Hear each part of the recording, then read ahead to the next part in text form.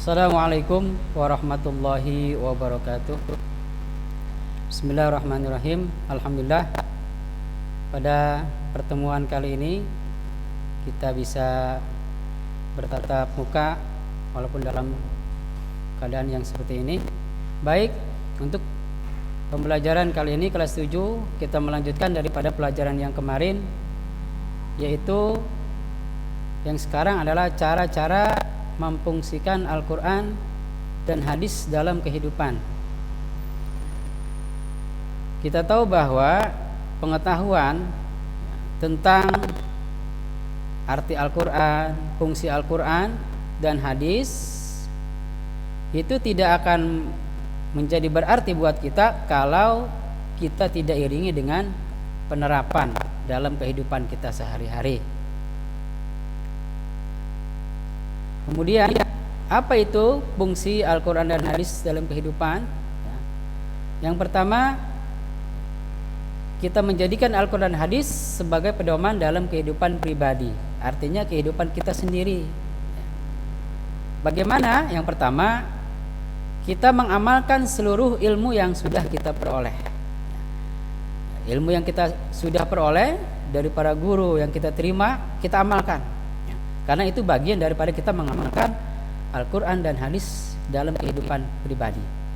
Yang kedua, belajar dengan tekun dan sungguh-sungguh. Sebagai seorang siswa, tentunya kita harus belajar dengan tekun dan sungguh-sungguh. Karena dengan tekun dan sungguh-sungguhlah orang bisa mencapai kesuksesan. Lalu yang ketiga, menggunakan waktu luang dengan kegiatan-kegiatan yang positif. Di samping kita belajar, waktu yang kita pergunakan pasti ada waktu yang luang.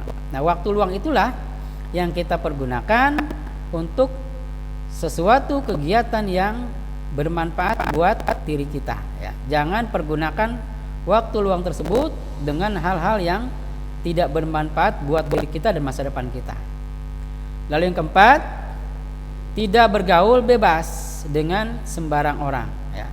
Tidak bergaul bebas dan dengan sembarang orang. Artinya kita memang sebagai manusia itu ada aturan-aturan yang memang dalam bergaul itu yang memang harus kita taati.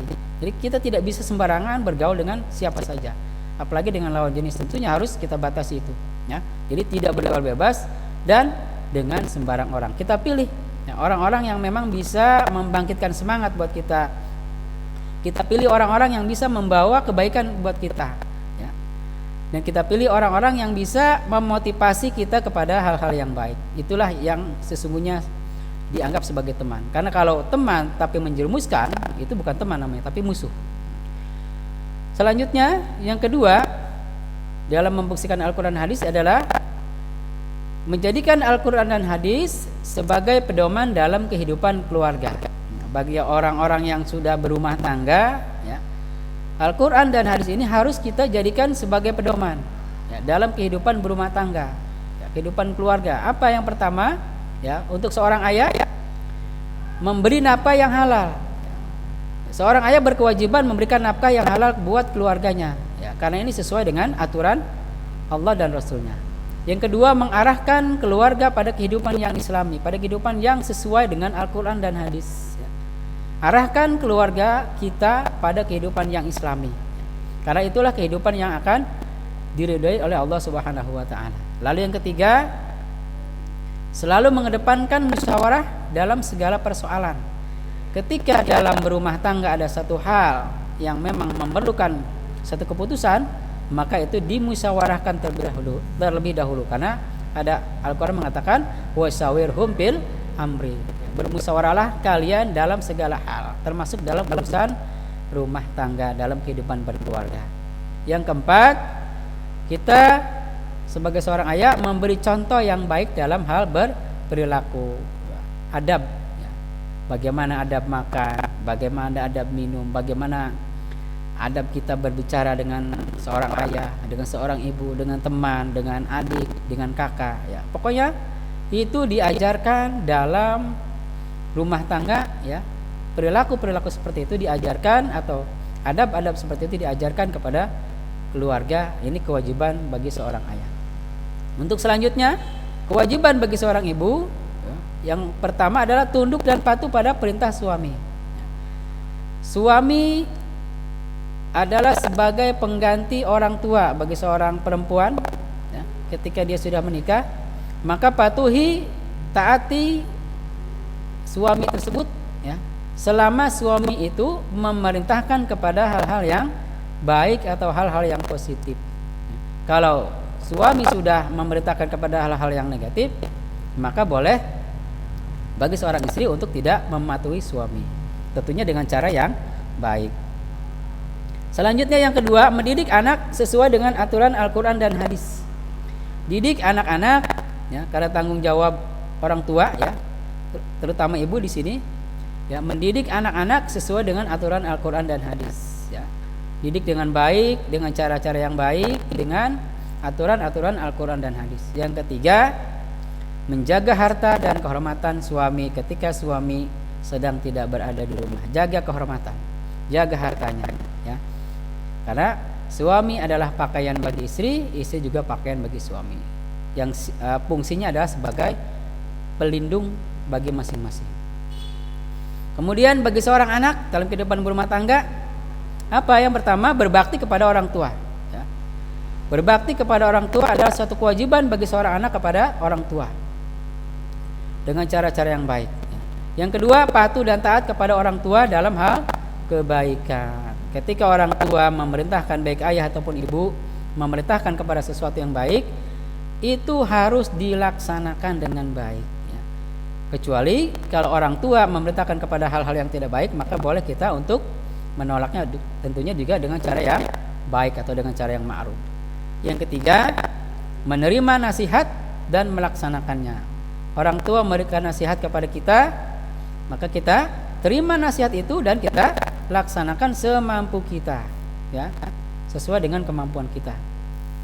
Kemudian yang keempat, berdoa dan memohonkan ampun untuk keduanya. Ini perintah bagi seorang anak kepada kedua orang tuanya. Doakan, mohonkan ampun kepadanya, seperti doa yang sudah kita hafal masyhur, Rabbighfirli warhamni wali walidayya warhamhuma kama rabbayani shaghira.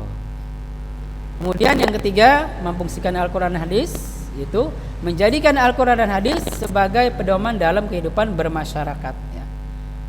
Kita hidup ini pasti bermasyarakat, karena kita makhluk sosial, pasti ada dalam satu lingkup masyarakat. Oleh sebab itu ada hal-hal yang perlu kita laksanakan. Apa yang pertama? Tidak mengganggu kedamaian masyarakat. Kita tinggal di masyarakat, jangan menjadi orang yang suka membuat keonaran. Jaga kedamaian di masyarakat. Yang kedua, berperan aktif dalam masyarakat selama tidak menyimpang. Kita berperan aktif dalam masyarakat selama itu tidak menyimpang dari aturan-aturan agama. Artinya kegiatan-kegiatan yang di masyarakat itu kegiatannya tidak menyimpang dari Al-Quran dan hadis. Kemudian yang ketiga, membudayakan tolong menolong dalam hal kebaikan. Budayakan budaya saling tolong menolong dalam hal kebaikan. Mungkin gotong royong bisa seperti itu, tapi di sini adalah tolong menolong dalam kebaikan. Ta'awanu 'alal birri wat taqwa wa la ta'awanu 'alal ismi wal udwan. Tolong menolong dalam hal kebaikan, saling membantu dalam hal kebaikan. Kemudian yang keempat, mengutamakan musyawarah dalam masyarakat. Sekali lagi, musyawarah itu adalah jalan yang terbaik bagi kita dalam bermasyarakat untuk menyelesaikan satu permasalahan, karena dengan musyawarah arti akan ada keberkahan yang akan kita dapatkan dari kita bermusyawarah dengan masyarakat. Kemudian yang keempat, memfungsikan Al-Quran dan hadis itu adalah menjadikan Al-Quran dan hadis sebagai pedoman dalam kehidupan berbangsa dan bernegara. Kita hidup dalam sebuah negara, tentunya ada aturan-aturan di dalam berbangsa dan bernegara. Oleh karena itu, ini juga ada panduan dalam Al-Quran. Apa yang pertama? Tunduk, patuh, dan menghormati peraturan negara. Kita mesti tunduk, patuh, dan menghormati peraturan negara, selama barangkali peraturan itu sesuai dengan aturan Al-Quran dan hadis. Yang kedua, menjaga harkat dan martabat bangsa. Jangan kita membuat nama negara bangsa kita jelek di luar. Oleh sebab itu mesti kita jaga. Yang ketiga, berperan aktif dalam pembangunan, ya, sesuai dengan kemampuan kita. Apa yang bisa kita berikan untuk negara ini dalam hal pembangunan, ya kita berikan. Keempat, menjaga dan melestarikan lingkungan, ya, kita jaga dan lestarikan lingkungan kita, jangan sampai kita rusak, ya. Karena lingkungan kita, ya, negara kita itu akan terus untuk nanti ditinggali oleh keturunan-keturunan kita. Maka kita mesti jaga dan kita lestarikan lingkungan kita. Yang kemudian, yang kelima, mengedepankan musyawarah. Sekali lagi musyawarah, ya, musyawarah dan musyawarah itu karena jalan yang terbaik buat kita. Kemudian, ya, setelah kita pelajari ini beberapa fungsi Al-Quran dan hadis yang sudah saya sampaikan kepada kalian, semoga kalian bisa pahami apa yang tadi telah saya sampaikan. Kemudian untuk tugas di rumah, apa tugasnya? Ya, ini ada sebuah sebuah perintah yang mesti kalian kerjakan. Yang pertama adalah, ya, cintakah kalian kepada Al-Quran dan hadis? Tanya pada diri kalian, cintakah kalian kepada Al-Quran dan hadis? Ya. Kalau cinta bilang cinta, kalau tidak, tidak. Kemudian bagaimana seseorang seharusnya membuktikan kecintaannya kepada Al-Quran dan hadis, ya. Ini silahkan, ya, kalian tuliskan pendapat kalian pada sebuah buku, ya. Nanti setelah selesai kalian tulis, maka tulisan itu yang sudah kalian buat, kalian foto, kemudian kalian kirim wapri ke nomor saya, ya. Saya kira demikian, ya, apa yang telah saya sampaikan. Mudah-mudahan kalian dapat memahami, dapat mengamalkannya, ya, sama-sama kita dapat mengamalkan, ya. Dan tugasnya silakan kalian kerjakan, ya. Dari saya, selamat mengerjakan. Sekian, assalamualaikum warahmatullahi wabarakatuh.